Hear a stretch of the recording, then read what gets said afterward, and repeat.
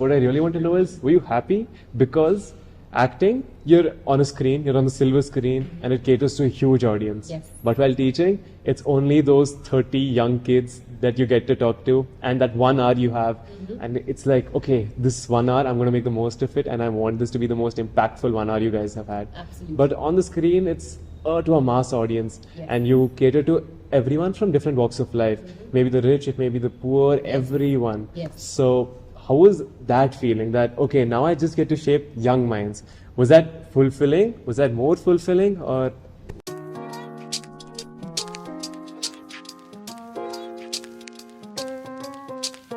Very good question. I've never really thought about this, but now that you mentioned it, I will. So I think when you're an actor, you don't really think of, oh my God, audiences are going to be watching me. That is not the thought that runs in your head when you're performing, because when you're in front of the camera, all you can possibly think of and all you should focus on is your script, is the directions that you hear from your director, and your focus as the actor to perform that role that you've been given. To the best of your The thing is, I know it's a very natural thing, like how it's obviously like overwhelming to have audiences looking at you, and it's a wonderful feeling that so many people are going to be watching you and everything. But trust me, if I as an actor thought of those things when I performed, I would have probably not been an actor. I would have been a terrible actor at least. You cannot focus on these things when you're acting, although it eventually ends up in a silver screen that will be watched by hundreds of people. You cannot afford to do that when you're acting. So I think that focus is what keeps you grounded as an actor. That when you're at it, when you're doing your job, you have to just do that. There's nothing else that you can, that should ideally distract you, right? Distractions aren't the way to perform. You can't perform with distractions. Teaching, on the other hand, there are scores of distractions because there are kids laughing here, there are teenagers like they're just sitting next to each other and discussing things. You don't know what they're discussing. So you really don't know. It's actually harder if you look at it. Because I'll tell you, at the end of the day, actors are so well cushioned because we are given silence on set. We are given all the support you need. We are given a mic to enhance our speech, right? And there are lights that make you look so damn good. So it's actually, in a way, I think teaching in a classroom is in many ways harder than acting. Acting involves looking at a script, learning your lines, being as natural as possible in front of the camera. But you always have a chance to do a retake, right? But you can't undo what you just said in class. You can't say anything bad and then realize, oh no, I've impacted the kids wrongly. Can I go wipe out and go Harry Potter on the kids and erase their memory? I don't think I could do that. So in a way, I think that way teaching was harder, because as I progressed over the months, I realized that what I said today probably I can't say tomorrow, because it was probably a mistake. But touch wood, thankfully I haven't said anything too scandalous or strange, but it's been it's been difficult for sure. I can't say that it's been easy, but I think because I had a wonderful support system in school, that really helped. That helped you. Yeah, that helped quite a bit. Yeah, that makes sense. And that's true, but because whatever you say, it can't be undone. Yes. But in acting, yes, you can take a reshoot whenever you want. Yes. And again, it's probably more like theatre. Like teaching is more like theatre, because again, at least theatre has months of rehearsals and then you put out the performance. Here, you're just going to class one day and there could be some untoward thing that could happen in class that could throw you off, right? Exactly. You can't dictate children's moods, or you can't dictate how a student reacts to how you're teaching. Even if you're doing the best job, there probably will be someone who's going to question you on that, and you will never anticipate that. So I think in a way that is the challenge of teaching, for sure. Now I also want to rewind a little bit. When you said that about the distractions, which is when you're acting, you have to forget about all the distractions, especially the wide audience. And that takes me back to one of our emotional intelligence courses that we had, which also said that even when someone like Dhoni, who's playing at the front crease, and he sees that the audience is cheering and they all are screaming, "We want six, we want a six." But he has to forget all of that and focus on what the bowler is going to do at that point of time. If he lets that come and distract him even for 1 millisecond, he's gone. He is not Dhoni, and that's why we call Dhoni Captain Cool. Captain Cool, exactly. I think Dhoni has definitely mastered the art of keeping. He has an extremely high EI. Of compartmentalizing his focus. Yes, my focus. And not really focusing on what the audience is being saying. extremely mindful in the moment. I think that in sport, especially from what I've heard, I'm not a sports person, but from what I've heard, it's more of a mental game than sometimes even a physical game. That's what I've heard. So it's amazing. So, ma'am, talking about your diverse interests and so many different skills that you've learned over the past few years, how are you able to manage all of these, and how are you able to balance these interests, and be it acting, be it teaching? And what advice would you more importantly give to someone who's as passionate and who's unsure of knowing what areas to pursue? Because many of us, even I can speak for myself, that I wasn't as sure as what I wanted to do till I was in 12th grade, this beginning of 12th grade. I was really confused. I had so many different interests and I didn't know how to align them. So what would your advice be on that? First question, how do we strike a balance between things? When you're younger, when you're in your late teens, early teens, in your early 20s even, that's the age you should try things that you probably will not try when you're older. Experimenting, right? You should dive into things that allow, where age allows you to take that step. Age allows you have the time on your hands, you can afford to, you have the support to follow your passions, pursue your passions, right? How to strike a balance is, honestly speaking, a very personal thing. It's a very subjective thing. It is not that if I say, Shiv, today you must pursue your passion and do 2 things as opposed to 1. Okay. You can try and you might succeed, you might fail, but that's completely your journey. I don't think I'm in a position to offer or make it, a cool thing or a mandatory thing to pursue 2 things. I think it's a very personal choice. And I myself had not imagined that my life would have so many different paths that I would choose. So I think pursuing your passion is something I would 100% encourage. Whether it's a boy, girl, whatever it may be, you should pursue what you love doing. But how you strike a balance is a very personal thing. How you're able to juggle between academics and your passion, or work and your passion, is completely your journey. So for me, it was way easier to do that as a student as opposed to as a working professional. Even as a teacher or as a lawyer, during the day, I don't get time to do acting, I don't get time to do theatre, and it's a choice that I've made and I'm very comfortable and happy with it. Even my day as a teacher, I start my day off very early, right? I start my day off at 6 in the morning and I'm back home by about 4:30, and then I have maybe an hour and a half to work out, to get a workout for myself, and then I again have classes in the evening. So my days on weekdays are packed. I was considering volunteering at an NGO to teach kids. So if I do that, the only slot, the days that I've chosen are either Saturday or Sunday. Weekdays are impossible for me to do that. For me, my fitness and my workout is very important. So even if it means foregoing acting, I will dedicate that 1.5 hours to my workout, because I feel it's necessary also in our rather sedentary lifestyles where we're glued to the computer half the time. We need that. 1 hour. So that's the me time that I get. But what was your second question? What advice would I give? Like I said, I would always encourage students or siblings or cousins or whoever it may be who I feel I want to contribute in a positive way in their life. I would advise them to do things that they love. But if they feel like if they tried something, they weren't able to cope, then they can always stop and do just one thing. But if they feel like, hey, maybe I do have the bandwidth, or I do have the aptitude and the interest to do 2 things or to do more than 1 thing, then that's their choice. I think it has to be a personal choice. I don't think I am in a position, just because I have done more than 1 thing, I don't think I'm in a position to school anyone or tell them that it has to be done this way. I wouldn't do that either. I think it's also about perspective. Like, there are people who, like you guys, for example, right? You guys appreciate that I've done more than 1 thing. You guys are doing this podcast because of that.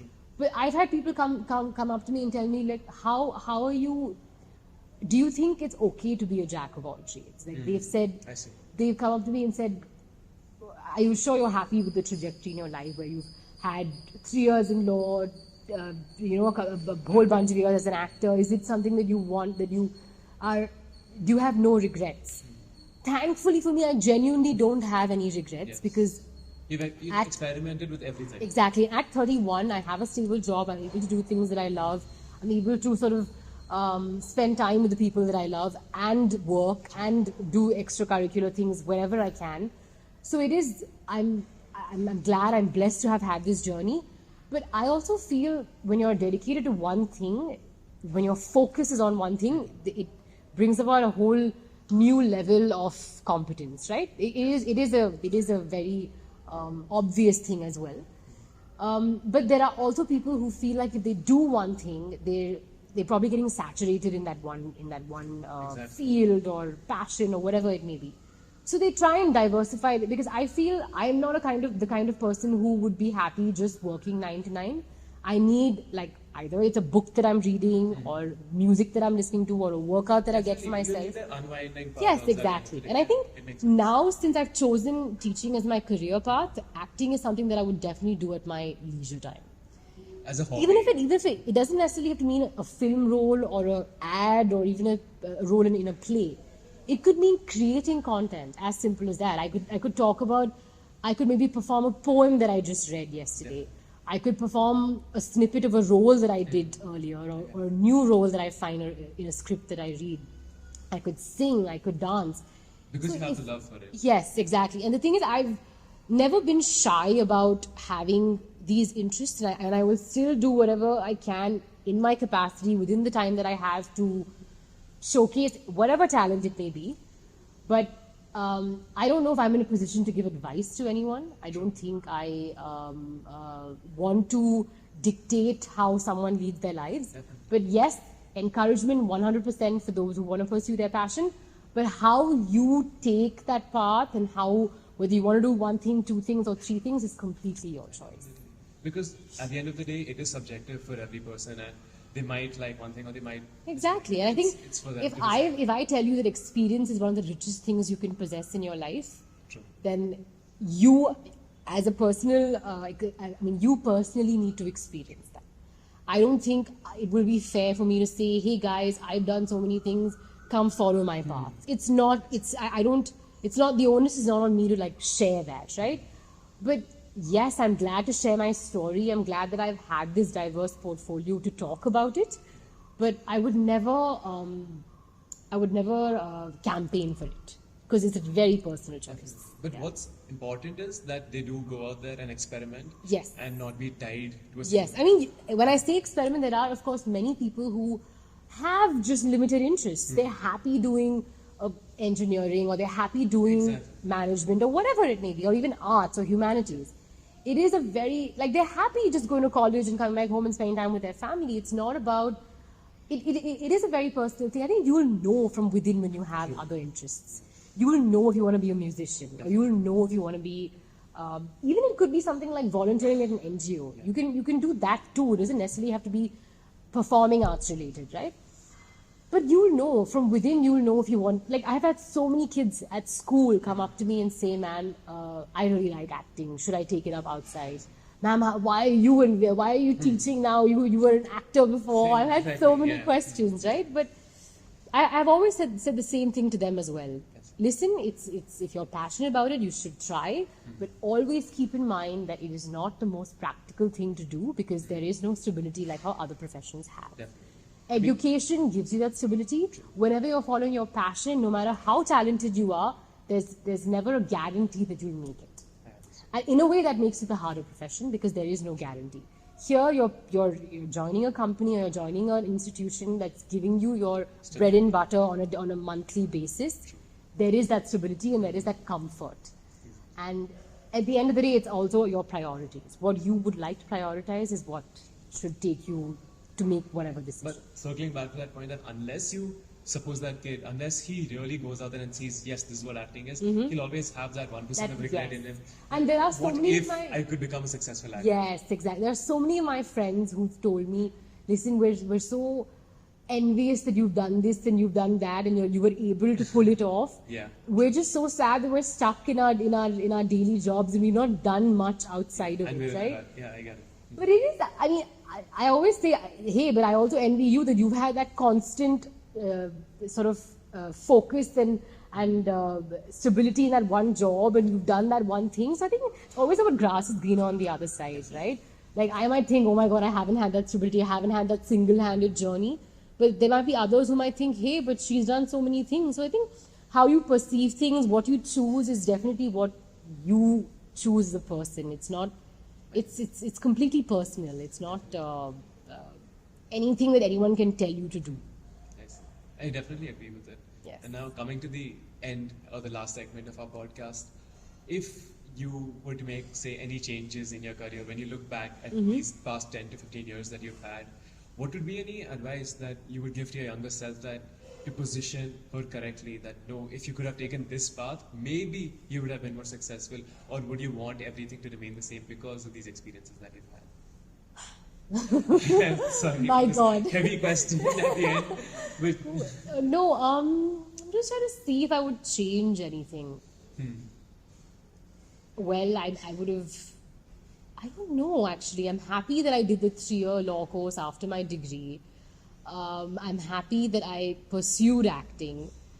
Would I have wanted to become an eventual Oscar winner? Sure, but or even forget Oscar, even Filmfare for that matter. But well, I think I'm also happy if I had that dream. I admit that I would have probably had that dream, but if I've even in my room in front of the mirror given speeches and, oh, thank you, I thank my parents, I thank this person for the award, I've done that. But I don't think I have any regrets, quite honestly, because maybe if I wanted to start off acting earlier a bit, that's probably one thing I could say. Or if I wanted to probably stay more focused in a job that I had or whatever. I don't know. I don't really know if these are regrets. These are probably thoughts that I've had. Yeah. And what I might have found a regret maybe 5 years ago is no longer a regret. True. What I say during the pandemic, I would have probably Regretted whined or complained that, oh my God, why did I take this year off? Now I have no job. So I think at that point, it would have probably been a regret. But now when you look But back, now it's more something that was just part of my journey. It was thrown at me, and I was thankfully capable enough to handle it at that point. So yes, I don't regret not winning an Oscar. I don't regret dreaming about it either. I think I'm just happy that even if there are people in my life who have said, but how can you do so many things? Today, as a human being, I don't have regrets. So even I think when you're starting off from scratch as a teacher, you or obviously your a lot of things changes. So what you are earning as a lawyer, you might be earning a little less than that. But I tried to make the most of it by also teaching outside of school. That sort of I think in the end, I'm less burnt out, I'm happier, and I'm earning more than what I was earning as a lawyer.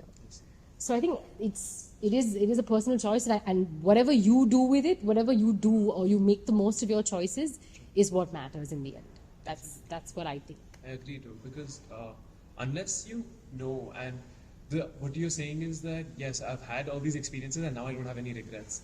But suppose for us, like we're teens, we're going to just start our 20s now, and now when we start experimenting, and God forbid we fail at these experiments throughout, maybe in that moment, yes, it does feel like, oh no, I shouldn't have done this. This was completely a wrong decision. I wasted so much time. But after maybe 10 or 15 years, when you look back and saying, no, that was the correct decision. I look at my failures as a success now. Yes. That failure made me what I am today. I don't know if I will ever, if I didn't have my failures, I don't think I would have been the person that I am today. Exactly, that's what I'm saying. I feel like my failures have made me the person that I am today, and that is the fulfilling part of failing. I guess. agree. Yeah. Definitely. Because when the failure happens, it seems like the worst thing that could possibly happen. Yes. But I'm happy today, so I touch wood. I mean, I was able to cope with the failures. I'm just happy and grateful that I was able to do that.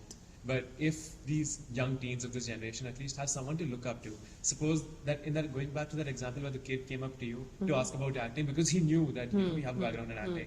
So if we also have someone to look up to, it becomes much more easier for us because we Yes. need that advice. Because everything is new. Even this podcast that we're launching right now is extremely new for us. And we are also learning on the go. But now if we have some kind of a mentor to direct us, definitely we would Yes, take absolutely. his. And that's And I think I also have to kudos to you guys for doing something that's not part of your regular stream of Thank you so much. academics. And you're doing it with so much dedication and passion. You're not just shooting one podcast in a matter of 3 or 4 months. Yeah. You guys are shooting so many of them in a short span of time. And I think that just shows that how interested and passionate you guys are to do something outside of your mainstream career or studies. Thank you so much, ma'am. So I think that is something also that I appreciate. It really is. It's inspiring in so many ways. I mean, I'm sure your juniors in school are going to look up to all of you anyways. So. That would be the dream. Yeah, why not? Maybe you guys can come talk in school sometime. Why Definitely, not? we will. Yeah. We will. We're looking forward to that. Yes, hopefully. Thank you, ma'am, for being such a. Thank part you of for our having podcast. me. It's Thank been you, a ma'am. wonderful Yes. discussion. I'm so happy. Thank you too as well. Yes. We're happy Thank to- you. Thank you so much.